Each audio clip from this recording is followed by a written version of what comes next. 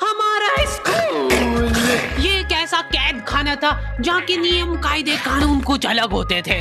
इस जेल के कैदी डेली अपने घर से बस्ता टांग के यहाँ पे आते हैं दिहाड़ी करने। कई माँ बाप उनके बच्चों को खुद इस जेल में फेंक के जाते हैं ताकि उनका बच्चा जिंदगी में एक सक्सेसफुल दिहाड़ बन सके। दरिंदे रोक दे बच्चा। मैं अपनी दिहाड़ी करने वैन से जाता था। हमारी वैन वाले ड्राइवर का नाम था भैया जी और उसकी वैन का नाम था मैजिक, जिसका हर दूसरे दिन टायर पंचर हो जाता था। बच्चे लोग स्कूल जाके पढ़ना सीखे ना सीखे टायर पंचर बनाना जरूर सीख जाते थे। लेकिन भैया जी से मेरा अलग अटैचमेंट था। उनसे मेरे को दिल से नफरत थी। ये आदमी सुबह 5 बजे आके मेरे घर के सामने हॉर्न बजाता था। अरे भैयू, ओए भैयू, जल्दी से तैयार हो जा बेटा, 5 मिनट में निकलना है फटाफट। 9 बजे का स्कूल है यार हमारा। लेकिन ये आदमी सुबह सबसे पहले आके मेरे को लेता था। उसके बाद हम 3-4 घंटे पूरे शहर भ्रमण पे निकलते थे। शहर के पूरे आखिरी कोने से बच्चे ले लेके आता था ये आदमी। जहाँ पे वैन जा भी नहीं सकती उधर कूदा कूदा के ले जाता था ये, और फिर टायर पंचर हो जाते थे। शाम पड़े वापस से हमको घर घर छोड़ के आता था ये। जिंदगी बर्बाद कर दी थी भैया जी ने मेरी। सबसे पहले लेते थे और सबसे आखिर में छोड़ते थे। लेकिन मैं फिर भी उसी वैन में जाता था क्योंकि चमेली भी हमारी वैन में आती थी। और बात यह है कि वो मेरे पास ही बैठती थी, मतलब मजबूरन। उसके पास और कोई ऑप्शन ही नहीं बचता था और मैं बचाता भी नहीं था। मैं घर पे जाते से जो 2-3 घंटे मेरे को सोने के लिए मिलते थे उसमें सोता नहीं था और मैं प्लानिंग करता था कि कैसे चमेली सिर्फ मेरे पास बैठे। चमेली सबसे आखिर में आती थी और मैं सबसे पहले सुनसान वैन में चढ़ के बस्ता अपने पास में रख के और फसर के सो जाता था। बाकी सारे बच्चे अपना बस्ता गोदी में रखते थे क्योंकि तुम्हारे बाप की वैन नहीं है, मतलब मेरे भी नहीं थी। पर मेरे ऊपर भैया जी को तरस आ जाता था कि बेचारा 5 बजे से आया है, तो वो सोने देते थे। अरे कैसे चला रहा है ये गाड़ी? रुक जा, गाड़ी चलाना नहीं आती क्या? देखो, आदमी इतना तभी चिढ़ता है जब उसकी जिंदगी में कोई लड़की ना हो। नहीं है ना? नहीं, मैं समझ सकता हूँ लड़की ना होने का दुख दर्द। मैं भी किसी जमाने में लड़कियों की तलाश में गली मोहल्ले भटकता था। फिर एक दिन मेरे पास से वो निकली। जैसे ही मैंने हैपन खोल के देखा उसकी आईडी मेरे फोन पे चमक रही थी। हैपन ये एक रियल लाइफ डेटिंग ऐप है। यहाँ पे तुमको वो लोग मिलेंगे जो तुम्हारे आस पड़ोस से निकले हो कभी ना कभी। 100 किलोमीटर दूर रहने वाले लोगों से बात करके फायदा ही क्या जब तुम मिल ही ना पाओ। और अगर तुम्हारी घिनौनी शक्ल देख के यहाँ पे तुमसे कोई प्यार मोहब्बत नहीं भी करता है तो तुम फ्रेंडशिप तो कर ही सकते हो फिर भी। So go and check it out happen, link is in the description. लेकिन मैं सोता नहीं था। मैं आंख बंद करके चमेली के घर का इंतजार करता था। तो क्योंकि चमेली आखिरी में आती थी तो वैन पूरी पैक पुक हो रखी होती थी। बच्चे बाहर उबल रहे होते थे और मैं अपना बस्ता पास में रख के एक्टिंग देखो एक्टिंग। और जैसे ही वो आती थी, हड़बड़ाना नहीं, ऐसे टाइम पे हड़बड़ाते नहीं है कि फटाफट बैग उठाया और आओ इधर बैठो जल्दी। मत करना ये हरकत, भाग जाएगी वो। ठरक नहीं झलकना चाहिए, जरासिक भी एकदम सटल रखना है। क्या हुआ? और कहीं जगह नहीं है क्या? तेरे मुंह में मूत दूंगा मैं। अच्छा ठीक है, इधर ही बैठ जाओ। देख रहे हो एक्टिंग देखो तुम लौंडे की। ना जाने कौन सी नशीली खट्टी मीठी खुशबू लगा के आती थी चमेली। आज तक उसकी खुशबू है मेरी नाक में। मैं वो खुशबू का पूरा मजा ले ही रहा होता हूँ, इतने में एकदम भभका बास आती जने कहा से। जैसे ही मैं बाहर झांकता हूँ, मरा हुआ कुत्ता पड़ा है वहां पे। एक काली कार सूख करके निकली और मेरे बच्चे को मार दिया। कैसे करके निकली? शुक। ऐसे नहीं निकली थी, मैं यहीं पे खड़ा था, वो कार आई थी और जैसे ही वो बच्चा नीचे आया तब वो खड़ा, वो बच्चा चिल्लाया और फिर कार शुक करके भाग गई। उधर कुछ बच्चे ऑटो रिक्शा से भी आते थे स्कूल। ऐसा लगता था कि पूरे स्कूल के बच्चे इस एक ऑटो रिक्शा में ठूस ठूस के ले जाता है वो। ये ऑटो वाले और भैया जी दोस्त थे और अब ये बीच सड़क पे रेसिंग लगवा रहे हैं। इनकी गाड़ियां उबला रही है बच्चों से, फिर भी नहीं मान रहे ये लोग। नहीं जीतूंगा। स्कूल जाके वो पीछे मुलट के देख रहा है तो एक बच्चा नहीं बचा उसके ऑटो रिक्शा में। हमारे भैया जी बेचारे पीछे से उनके गिरे हुए बच्चों को उठा उठा के ला रहे थे। यही सब हरकतें करके हम लोग जैसे तैसे कैद खाना पहुंच जाते हैं। सुबह 5 बजे से निकलने के बावजूद हम लोग लेट पहुंच रहे हैं वहाँ पे पहुंच के हमने देखा कि 4 लौंडे मरे हुए पड़े हैं जिनको डॉन ने मारा है। डॉन हमारे स्कूल की इंचार्ज थी। डॉन का कद छोटा था और पेट मोटा था और आश्चर्य की बात यह है कि समय के साथ उसकी हाइट कम हो रही थी। मतलब बड़े नहीं बड़े वो चलता है एक बार को, पर इसकी कम हो रही थी। डॉन बहुत स्ट्रगल करके कार से स्कूल आती थी खड़े होके, क्योंकि बैठ जाए तो उसको सामने की सड़क नहीं दिखती थी। वो अलग बात है, खड़े होके भी पूरा नहीं दिखता था। हर रोज 2-4 कुत्ते कुचलते हुए आती थी वो। फिर मेरे को समझ आया कि रास्ते में जो कुत्ते दिखे थे वो डॉन इस कैद खाने में छत पे बैठी रहती थी स्नाइपर लेके। कोई भी कैदी कुछ गलत गतिविधि करता हुआ दिखता था तो वहीं पे, मैडम इनकी लाश का क्या करना है? अरे ये तो आपको पता ही है। कहाँ रह गए थे यार झमू दीदी? फटाफट ये खून वून साफ करो। झमू दीदी बुलेट से स्कूल आते थे और ये अफवाह फैली हुई थी पूरे स्कूल में कि उनके घर पे मर्सिडीज भी है। लेकिन झमू दीदी हम्बल रहना पसंद करते हैं। ऐसा कहा जाता था कि ये स्कूल ऑन पेपर झमू दीदी के नाम पे ही है, पर वो हम्बल रहने के लिए यहाँ पे झाड़ू पोछा लगाती है।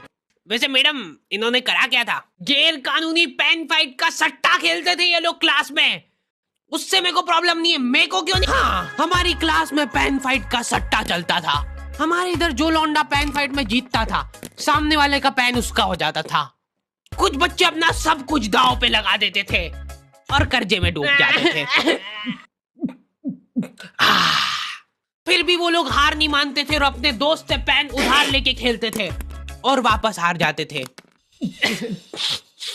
तो अब क्लास में कुछ बच्चों के पास पोटला भर के पेन पड़ा है और कुछ बच्चों के पास पेन ही नहीं है।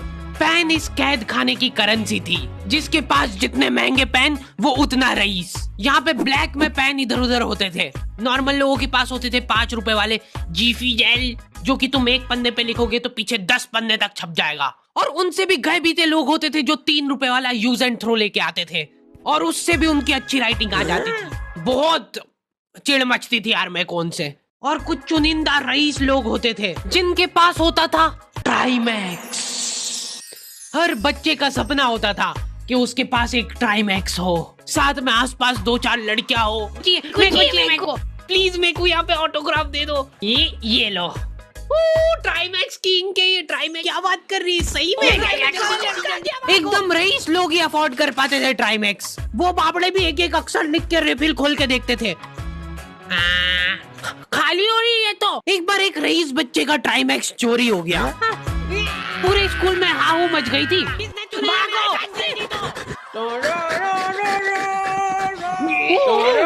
देखो, उस दिन हमको पता चला कि वो आदमी दौड़ भी सकता है।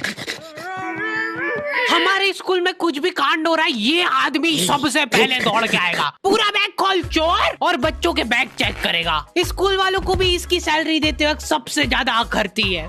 सैलरी किस चीज की? इस आदमी की शक्ल देख के ऐसा लगता था कि ये स्पोर्ट्स की आड़ में वैन वालों के साथ मिलके बच्चों की स्मगलिंग करता है। इस महान आदमी का नाम था भूषण। इसने अपनी जांग पे टैटू करा रखा था, भू अलग जांग पे, सड़ अलग जांग पे। सर कल से खो खो खेलने के लिए कितनी बजे आना है? वो तो बैग चेक करा पहले तू। इन्होंने पूरे कैद खाने के कैदियों को लाइन से खड़ा कर दिया है। पेन हमारी क्लास के बच्चे का गुमा है और पूरे स्कूल में ढूंढ रहे हैं लोग। आखिरी में पता चलता है कि वो बच्चा घर पे भूल के आ गया था उसका पेन।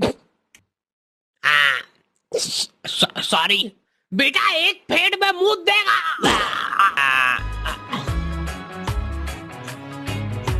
ऐसे तो नमूने बच्चे थे हमारे स्कूल में और टीचर लोग उनसे भी गए बीते थे।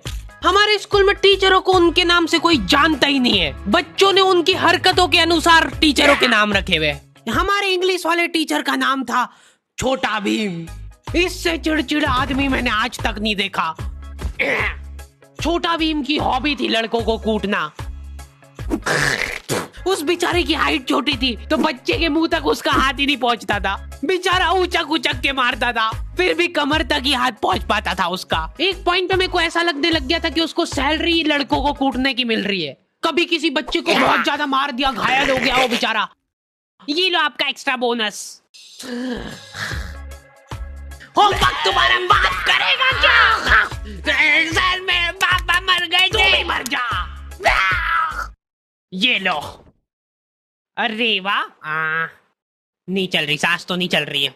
हाँ, कंफर्म कंफर्म मर चुका है ये। ओ, ये लो, आपका प्रमोशन हो गया है। लड़कियों से उसका अलग अटैचमेंट था।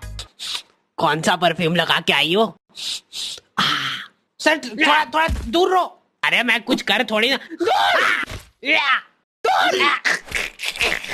भोली सी सूरत और आंखों में ठरक लेके स्कूल आ जाता था ये daily. So this means that he will jump over it and then he started ये आदमी इंग्लिश को इंग्लिश में ही ट्रांसलेट करके चल जाता था हमारी नंगी आंखों के सामने। इधर वॉशरूम में मौत का नंगा नाच मचा रखा था लॉन्डो ने। 4 लॉन्डे दिन दिन भर वॉशरूम में जाके खड़े हैं, कुछ भी नहीं कर रहे वो लोग वहां जाके। उनको बस मन की शांति मिलती है वहां जाके।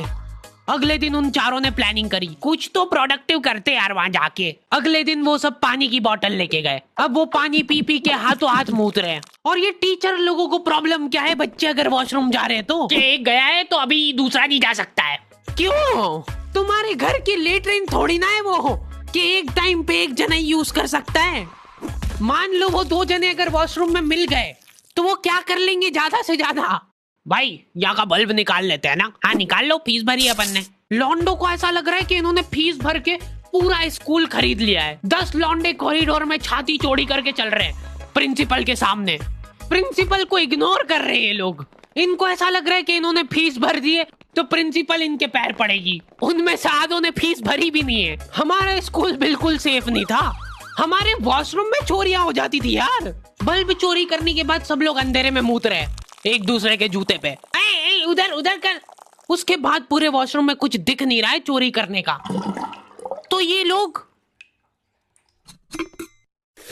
हाँ नल उखाड़ के ले गए। नल कौन ले जाता है? कभी वो मछली वाले साबुन चोरी हो जाते थे, कभी ये फिनाइल की सफेद गोली को माउथ फ्रेशनर समझ के खा जाते थे। भाई भाई इसको चबा मत, इसको चूस, ज्यादा देर तक चलेगी ऐसे।